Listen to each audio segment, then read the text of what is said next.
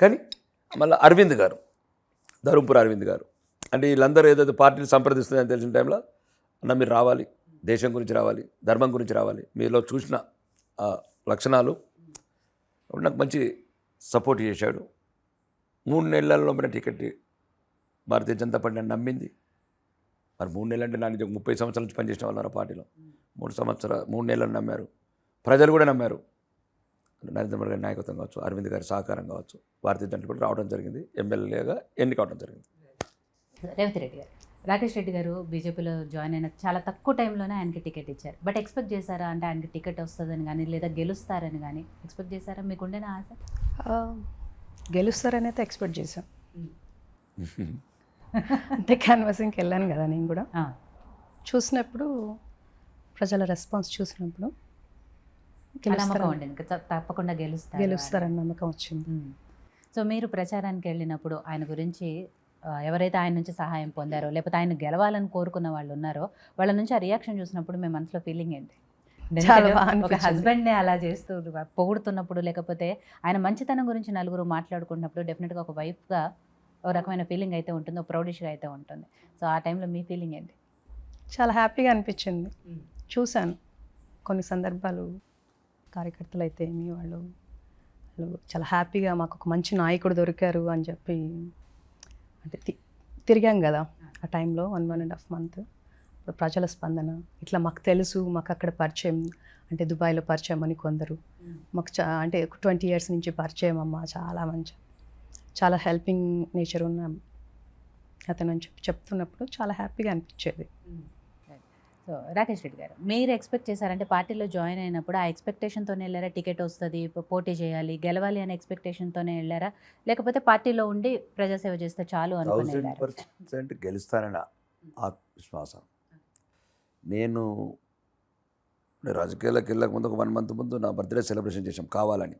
అంటే నేను 30 సంవత్సరాల ప్రాంతంలో పరిచయం లేను. నేను ఇప్పుడు కూడా అక్కడ ఉన్న 87 పల్లెలలో ఎవరికి పరిచయం లేను. ఏదైతే ఎవరైతే నా చారిటీస్ ఉన్నాయో, ఇండస్ట్రీస్ ఉన్నాయో అంతవరకు పరిచయం ఉంటాను. ఒక 4-5 విలేజ్లకు, ఆ మండలానికి, లేకపోతే పెద్ద వ్యక్తులకు ఎవరి రాకేష్ రెడ్డి అంటే. కానీ మిగతా మామూలు ప్రజలకు గుర్తులేదు. అప్పుడే కొద్దిగా సెలబ్రేషన్ చేశాం. సెలబ్రేషన్ చేసినప్పుడు భయపడే వాళ్ళందరూ ఆ ప్రాంతంలో. ఎక్కడంటే అది తెలుగు సినిమాలో విక్రమార్కుడు సినిమాలో కదా ప్రజలు భయపడేవాళ్ళు వీళ్ళనత్త. అంటే ప్రజలలో ఏముంది అసలు? నేనంటే ఎవరో డబ్బు ఉన్నదా అనుకుంటారా, లేకపోతే ఎవరు అనుకుంటారు? ఒక చర్చ జరగాలని కొద్దిగా ట్రిక్స్ పెట్టాము, ఓటింగ్స్ కానీ అది కానీ. ఆ రోజే నేను చెప్పాను, నా నియర్ అండ్ డియర్ కజిన్స్ ఉండేవాళ్ళు ఒక 8 మంది ఫ్రెండ్స్ అండ్ కజిన్స్. ఒకటే చెప్పాను, ఈరోజు డేట్ రాసుకోండి. వాళ్ళకి చెప్పాను, అసెంబ్లీ పాసులు ఇప్పుడే రాసి పెట్టుకోండి. పార్టీ చూజ్ చేసుకోలేదు వాళ్ళు, నాకు ఇంకా రమ్మనంటే రాజకీయాలకు రావాలని నిర్ణయం జరిగిపోతే క్లియర్గా చెప్పాను, అసెంబ్లీ పాసులు రాసుకోండి.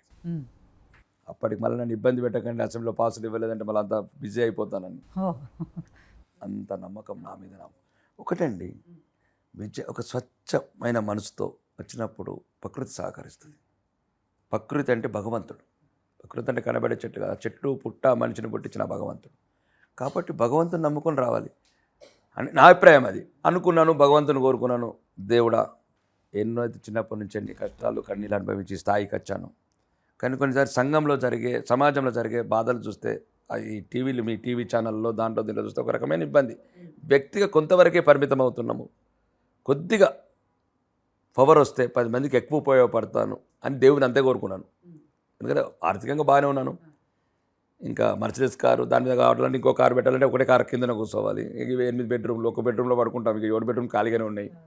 అంటే దేవుడిని అంతే కోరుకున్నాను. ఏ రకంగా సరే నా ధనం, నా ధైర్యం, అదేదైనా సరే పేద ప్రజలకు ఉపయోగపడాలి. ఆ దైవాన్ని కోరుకుని వచ్చాను. ఆ దేవుడు రూపంలో ఉన్న మనుషులు ఆశీర్వదించారు. ఈరోజు మీ ముందు గౌరవ శాసనసభ్యుడిగా కూర్చొని ఉన్నాను.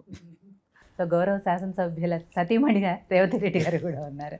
సో రేవంత్ రెడ్డి గారు, డబ్బు, అవినీతి శాసిస్తున్న ఈ టైంలో రాజకీయాల్లో ఎస్పెషల్లీ ఆ టైంలో ఇలాంటి వ్యక్తి, ఇందాక ఆయన అన్నారు, ఆయన ఏదో స్ట్రైట్ ఫార్వర్డ్ ఉంటారో, ముక్కుసూటి తత్వం ఉంటుందో, ఈ సమాజంలో ఇప్పుడున్న పాలిటిక్స్లో ఆయన సరిపడరు అనుకున్న దాంట్లో లేదు, ఇలాంటి వాళ్ళనే ప్రజలు కోరుకుంటున్నారు, ఇలాంటి వాళ్ళు రాజకీయాల్లోకి రావాలని కోరుకుంటున్నారు అనేది ప్రూవ్ చేశారు. ఫస్ట్ టైం ఆయన గెలిచారు, ఫస్ట్ టైమే పోటీ చేశారు, దాంట్లోనే గెలిచారు.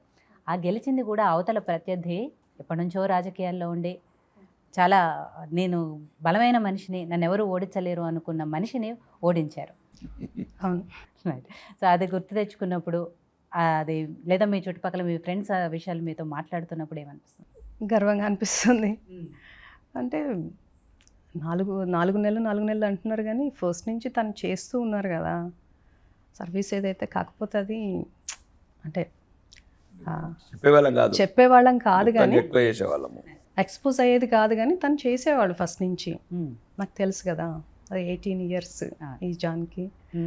అంటే చూస్తున్నాను కదా 18 ఇయర్స్లో చేస్తూ ఉండేవాళ్ళు. అది మౌత్ టాక్ తనకి బాగా ఉపయోగపడింది. అంటే హెల్ప్ తీసుకున్న వాళ్ళకైతే చెప్పుకుంటారు కదా, అది జీవితాంతం గుర్తుంటుంది.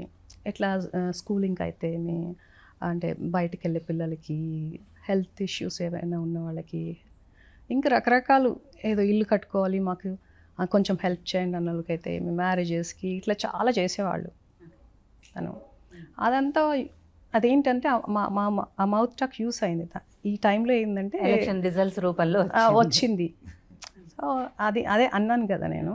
నాకు అప్పుడు అంటే తిరుగుతున్నప్పుడు అంటే చూసాం కదా ప్రజల రెస్పాన్స్ చూసినప్పుడు ఆనందంగా అనిపిస్తుంది, గెలుస్తామన్న నమ్మకం కూడా వచ్చింది.